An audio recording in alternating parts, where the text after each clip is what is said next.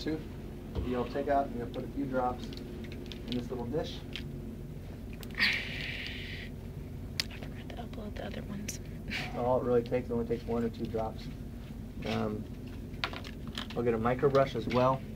Take the micro brush, dip it in there, and we clean the tooth surface with the cavity conditioner, and then we rinse it off.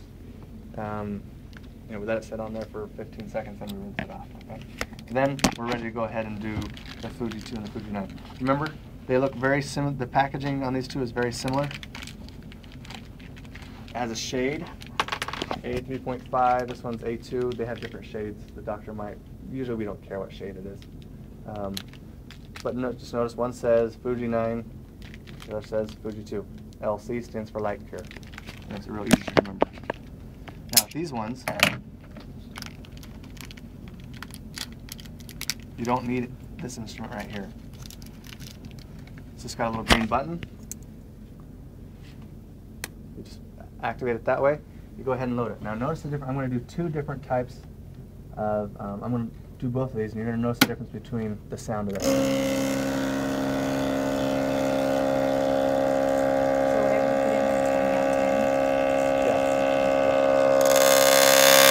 There it is. There's the sound. Okay.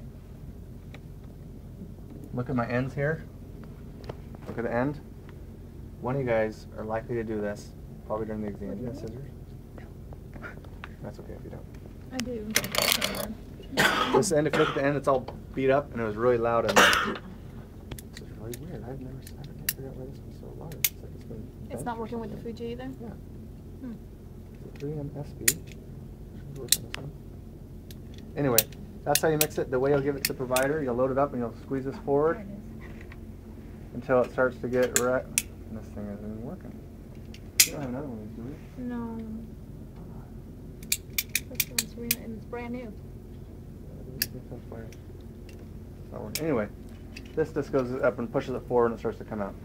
What I'm trying to illustrate with this right here is that when you do these, this is the Fuji 9. Same thing, use a cavity conditioner, you activate it right here. Notice how the amalgamator has an opening.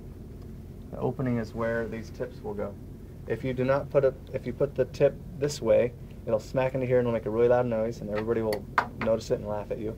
And it will hit this end right here and make it so it's hard to use. So make sure you load it up. This opening right here. Okay. Because when it mixes, that opening is going to go right there and not against that right there. Okay? Okay. Make sure you got your picture. Yeah, I got it.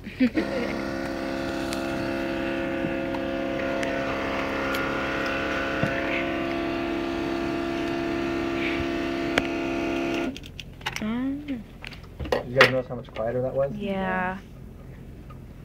I was kind of joking about the laughing thing, but kind of not, so. Aww. Whoa. And then you're just going to put it right like that. It'll Oh, start to it's come out. smoking. Come out. And, Hot Is it stuff. hot? Is it hot? Not at all. Why is it at all. smoking? I think it's probably Powder? maybe there was some powder that was making a noise and everything. Anyway, that's Fuji 2, that's Fuji 9. That's Keytech in the capsules. One more. That. There's this one right here. This is actually a permanent cement. Bless you. Salud. There's It's Fuji 2 or Fuji 9 cement. No, What not did a you cement. say? I didn't even know it was a Is question. this a cement? The Fuji 2 or Fuji 9 cement? Oh, No. It's not a cement.